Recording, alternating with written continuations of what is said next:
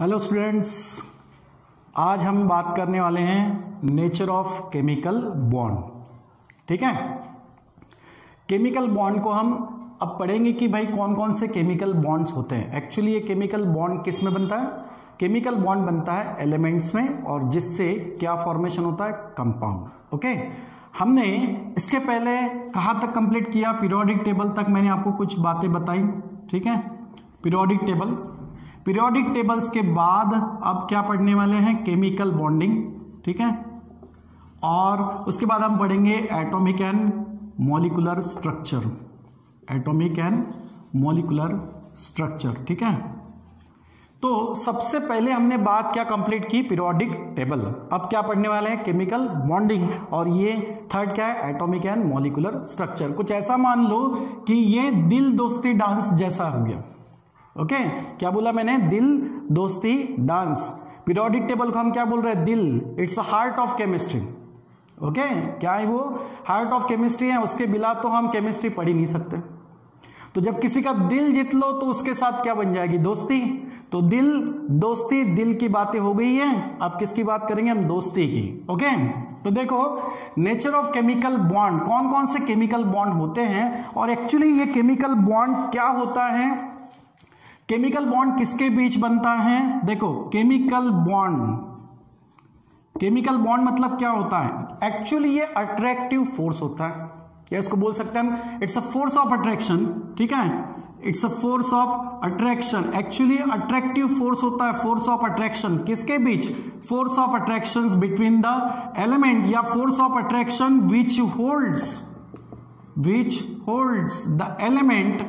ठीक है, which holds the element in a given compound. ठीक है, किसी भी कंपाउंड्स में क्या होता है? एलिमेंट्स होते हैं, दो या दो से ज्यादा एलिमेंट हो सकते हैं।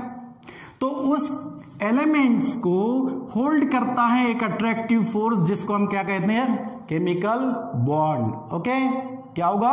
इट्स अट्रैक्टिव फोर्स और force of attraction which holds the elements in a given compound. एक पर्टिकुलर कंपाउंड्स में एलिमेंट जो होंगे उनके बीच क्या होगी? दोस्ती होगी, उनके बीच में केमिकल बॉन्ड होगा।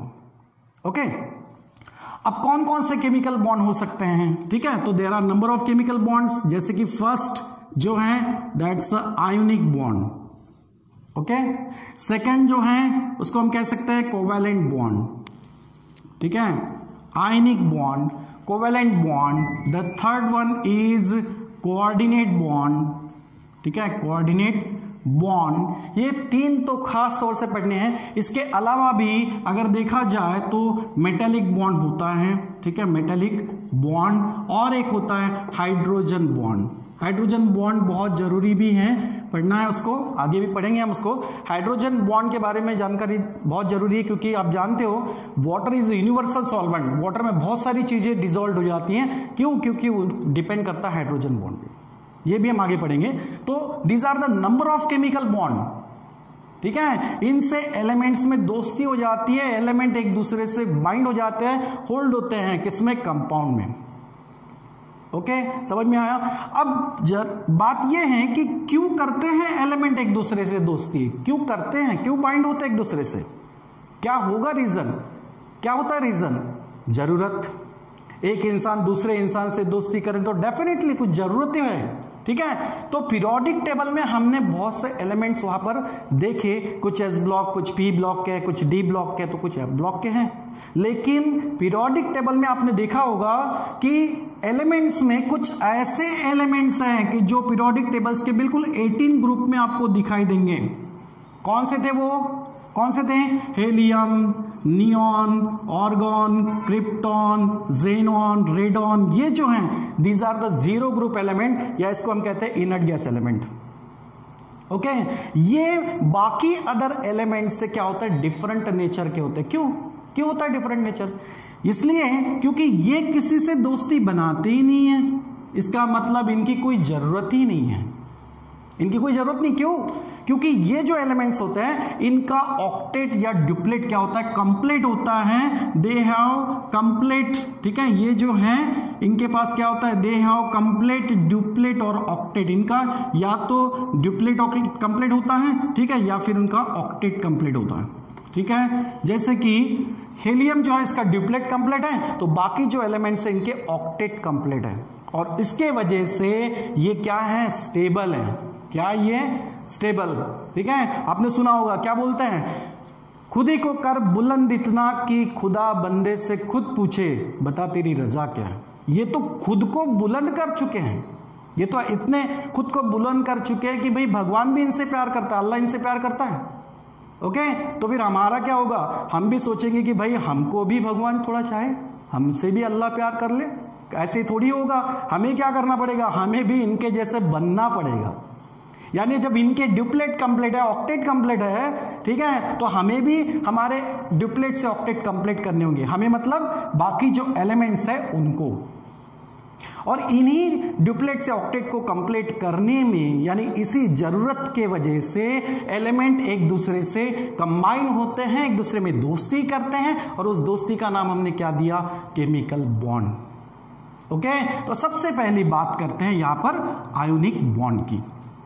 अब थोड़ा सा आपको यहां पर स्ट्राइक हुआ होगा कि जब इसमें वर्ड आयोनिक आया है, मतलब क्या होता है, it's is associated with ion. Ionic का मतलब क्या होता है, आयोनिक का मतलब होता है it is associated with ion. Okay, ion में एसोसिएटेड होता है, आयन से होता है। तो आयनिक बॉन्ड में आयंस का फॉर्मेशन होता होगा, आयंस होते होंगे, उनमें आयंस में फोर्स ऑफ अट्रैक्शन होता होगा, इसी को तो हम आयनिक बॉन्ड कहेंगे। तो आयनिक बॉन्ड मतलब क्या होगा, it's a force of attraction between the ions. अब कितने आयंस होते हैं, कितने आयंस होते हैं, आयंस दो टाइप में होते हैं, एक होता है कैटायन जिसको हम पॉजिटिव चार्ज आयन कहते हैं, दूसरा होता है एनायन, वो निगेटिवली चार्ज होता है। तो जब एलिमेंट्स में आयनिक बॉन्ड बन रहा है, इसका मतलब कोई एक एलिमेंट सर पे ये ताज पहने हुए हैं, तो कोई दूसरा एलिमेंट सर पे ये ताज पहने हुए हैं। अब ये किसको मिलेगा पॉजिटिव चार्ज, ये निगेटिव किसको मिलेगा, ठीक है। कहा होगा ये होता है जनरली कैटायन यानी पॉजिटिवली चार्ज उन एलिमेंट्स पे आता है जिनमें मेटालिक प्रॉपर्टी होती है, इसका मतलब इलेक्ट्रॉन डोनेट करने की कैपेसिटी होती है।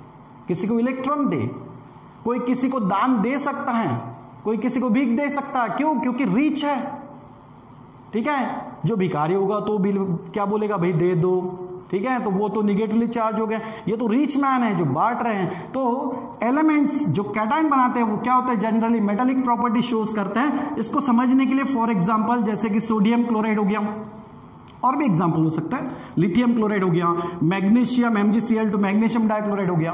These are the examples which shows the ionic bond. क्यों, इनमें कुछ एक ऐसा है जो इलेक्ट्रॉन डोनेट कर रहा है और कैटायन का फॉर्मेशन कर रहा है, एक दूसरा होगा जो इलेक्ट्रॉन को गेन कर रहा है और निगेटिव चार्ज एक्वायर कर रहा है। सोडियम क्लोराइड में क्या होता है, इनमें आयनिक बॉन्ड कैसे बनता है, सोडियम जिसका एटॉमिक नंबर 11 है और जनरल इलेक्ट्रॉनिक कॉन्फ़िगरेशन इसकी होती है 281, ठीक है। हमने क्या कहा, हमको इनके जैसा बनना है, बुलंद करना है, ताकि भगवान भी हमसे प्यार करें। सोडियम चाहेगा उसके जैसा बनना, यानी उसको ऑक्टेट कंप्लीट करना है, तो हो सकता है, लेकिन उसके लिए वो आउटर मोस्ट शेल का एक इलेक्ट्रॉन क्या कर दे, लूज कर दे, उसको किसी को दे दे, तो शायद उसका ऑक्टेट कंप्लीट हो जाए। ओके, तो क्या होगा, सोडियम अपना एक इलेक्ट्रॉन वहां पे लॉस करेगा, और जैसे एक इलेक्ट्रॉन यहां से रिलीज होगा, ठीक है, डेफिनेटली इसके सर पे कौन सा ताज आएगा, पॉजिटिव। तो ये तो कैटायन हो गया। ओके, अब दूसरे की बात करते हैं, क्लोरीन। इसका एटॉमिक नंबर क्या है, 17, ठीक है। इसका जनरल इलेक्ट्रॉनिक कॉन्फ़िगरेशन क्या है, 287, ठीक है, 287। तो क्या करेगा, इसको अभी ऑक्टेट कंप्लीट करने के लिए एक इलेक्ट्रॉन की जरूरत होती है, और जरूरत होने की वजह से ये क्या करेगा, एक इलेक्ट्रॉन एक्सेप्ट करेगा और क्लोरीन एनायनिक में कन्वर्ट हो जाएगा। ओके, एक ऐसा था जो इलेक्ट्रॉन देने के लिए रेडी था, एक ऐसा था जो एक इलेक्ट्रॉन लेने के लिए रेडी था, तो देने और लेने वालों में दोस्ती बन जाएगी। यानी सोडियम का कैटायन और क्लोरीन का जो एनायन है, क्लोराइड आयन है, ये दोनों एक दूसरे से दोस्ती करेंगे, बॉन्डिंग करेंगे, और डेफिनेटली इनसे सोडियम क्लोराइड ये बन जाएगा। यानी सोडियम क्लोराइड क्या है, कंपाउंड है, इनमें एलिमेंट्स क्या है, सोडियम और क्लोरीन है, और ये एलिमेंट्स क्या हुए, होल्ड हुए, इनके बीच में फोर्स ऑफ अट्रैक्शन बन गया। क्या हो सकता है फोर्स ऑफ अट्रैक्शन, उसको हम आयनिक बॉन्ड तो कह ही रहे हैं, लेकिन उस फोर्स ऑफ अट्रैक्शन को हम इलेक्ट्रोस्टैटिक फोर्स ऑफ अट्रैक्शन भी कह सकते हैं। क्यों? इलेक्ट्रोस्टैटिक, इलेक्ट्रो चार्ज, इलेक्ट्रो मतलब क्या? चार्ज, चार्ज के बीच में अट्रैक्शन होता है। It's electrostatic force of attraction between the charges. नहीं तो देखो क्या हुआ, एक इलेक्ट्रॉन इसने लॉस कर दिया तो इलेक्ट्रॉनिक कॉन्फ़िगरेशन इसका 2-8 हो गया, भाई ऑक्टेट तो कंप्लीट हो गया, जरूरत तो पूरी हो गई। इसका एक इलेक्ट्रॉन इसने गेन किया, जब क्लोराइड आयन बना तो इलेक्ट्रॉनिक कॉन्फ़िगरेशन 2-8-8 हो गया, ऑक्टेट तो कंप्लीट हो गया। अब क्या जरूरत है इनको एक दूसरे के साथ रहने की, क्योंकि इन्होंने खुद को तो बुलंद कर दिया, लेकिन फिर भी ज्वाइन रहता है। क्यों? क्योंकि सोडियम पे पॉजिटिव चार्ज और क्लोरीन पे नेगेटिव चार्ज, अपोजिट चार्ज की वजह से इनमें इलेक्ट्रोस्टैटिक फोर्स ऑफ अट्रैक्शन होता है, और जिसकी वजह से वो कंपाउंड बनाता है। हमें किसी ने हेल्प कर दी तो इसका मतलब थोड़ी है कि आपकी जरूरत पूरी होगी तो आप उसको भूल जाओ, नहीं, हम उन्हें सालों तक याद रखेंगे। बस ऐसा ही कुछ यहाँ पे है, समझ में आया? तो ये क्या हुआ, आयनिक बॉन्ड हुआ, और आयनिक बॉन्ड किन के बीच बनता है? कैटायन और एनायन आयंस के बीच में आयनिक बॉन्ड फॉर्मेशन होता है। एक इलेक्ट्रॉन डोनेट करता है, दूसरा इलेक्ट्रॉन को गेन करता है, और इन्हीं वजह से अपोजिट चार्जेस के वजह से उनमें बॉन्ड फॉर्मेशन होता है। So it is the ionic bond, ठीक है। तो एलिमेंट स्टेबल हो गए भाई, ऑक्टेट भी कंप्लीट कर लिया, कंपाउंड भी बन गया, ठीक है, और इनर्ट गैस इलेक्ट्रॉनिक कॉन्फ़िगरेशन जैसा उन्होंने स्टेबल इलेक्ट्रॉनिक कॉन्फ़िगरेशन अचीव भी कर लिया, हो गया। तो ये हो गया आयनिक बॉन्ड। अब आयनिक बॉन्ड बनना भी, इनके बीच दोस्ती होना भी कुछ चीजों पर डिपेंड करता है, कुछ फैक्टर्स है, that factors, okay, that factors governing, ठीक है, या फिर that factors deciding, that factors governing the ionic bond. वो एक्चुअली आयनिक बॉन्ड्स को बताएंगे कि भाई आयनिक बॉन्ड क्यों बनता है, कौन से फैक्टर्स पर डिपेंड होता है, ठीक है। So that factors on which ionic bond formations depend, ठीक है। So factor governing to ionic bond, ये आयनिक बॉन्ड को कैसे बता सकते हैं, कौन कौन से फैक्टर्स हैं, ठीक है। तो सबसे पहला जो फैक्टर है दैट्स आयोनाइजेशन एंथैल्पी, ठीक है। पहला फैक्टर क्या है इसमें, आयोनाइजेशन एंथैल्पी, ठीक है। आयोनाइजेशन एंथैल्पी यानी इसको हम आई डॉट ई डॉट से बता रहा हूं शॉर्टली। आयोनाइजेशन एंथैल्पी क्या होती है, क्या होती है, माना कि सोडियम को एक इलेक्ट्रॉन देना है, ठीक है। अब कोई देना भी चाहे तो हर किसी की मर्जी थोड़ी होती है कि कोई मांगने आए उसको हम दे दें, नहीं, कोई कोई बहुत अच्छे से इजीली दे देंगे, किसी को देने के लिए थोड़ा समय लगेगा, ठीक है। तो आयोनाइजेशन एंथैल्पी मतलब क्या होता है, it's amount of energy, actually energy होती है अमाउंट ऑफ एनर्जी, ठीक है, required to donate the electron, electron को डोनेट करने के लिए एनर्जी लगती है। एक्चुअली आयनिक बॉन्ड बनता कैसे है, आयनिक बॉन्ड कैसे बनता है, it's a complete transfer of electron, ठीक है। ये कैसे बनता है, complete transfer of electron from one atom to other, ठीक है। एक एटम से दूसरे एटम की तरफ इलेक्ट्रॉन ट्रांसफर्ड होता है, और जिसकी वजह से उनमें आयनिक बॉन्ड बनता है। तो भाई देने वाले की मर्जी तो होनी चाहिए। अब मान लो कि क्लोरीन अपनी डिमांड लेके इसके पास आ गया, बोल रहा भैया मुझे दे दो, मुझे दे दो, क्या दे देगा, ठीक है। हम अपनी जरूरतों को पूरी करने के लिए किसी को डिमांड कर रहे हैं, क्लोरीन क्या करेगा, बहुत अपनी जो कंडीशन है पुअर कंडीशन बताएगा, भाई तू ही है, तू ही दे सकता है, तू ही देने वाला है, बहुत दूर से आए हैं, तुम्हारा नाम सुना है, तुम्हारे दर से कोई खाली जाता नहीं, कितनी सारी बातें बोल रहा है, उसको पंप कर रहा है, एनर्जी प्रोवाइड कर रहा है। So amount of energy required to donate the electron, that's ionization enthalpy. अब मान लो कि सोडियम को उतनी एनर्जी नहीं लग रही है, कोई ज्यादा जरूरत नहीं है आपको उसकी बहुत तारीफ करने की, वो तो खुद भी चाहता है कि मेरा एक इलेक्ट्रॉन चले जाए। तो इसका मतलब यहां पर सोडियम की आयोनाइजेशन एंथैल्पी जो है वो कम होती है, तो जिसकी आयोनाइजेशन एंथैल्पी लो होती है, लो आयोनाइजेशन एंथैल्पी मींस, इसका मतलब क्या होता है, means it has greater tendency, ठीक है, to donate, it has a greater tendency to donate the electron. जहां पर आयोनाइजेशन एंथैल्पी कम हो, इसका मतलब वो बहुत इजीली इलेक्ट्रॉन देना चाहता है, दे सकता है, और जहां आयोनाइजेशन एंथैल्पी ज्यादा लगे वहां पर डेफिनेटली इलेक्ट्रॉन डोनेट करने में थोड़ी दिक्कत होगी, ओके। तो पहला फैक्टर है आयोनाइजेशन एंथैल्पी, चलो ये देने वाले की बात हो गई, अब लेने वाली की भी डिमांड है, जरूरत है, लेकिन लेने की इच्छा होनी चाहिए।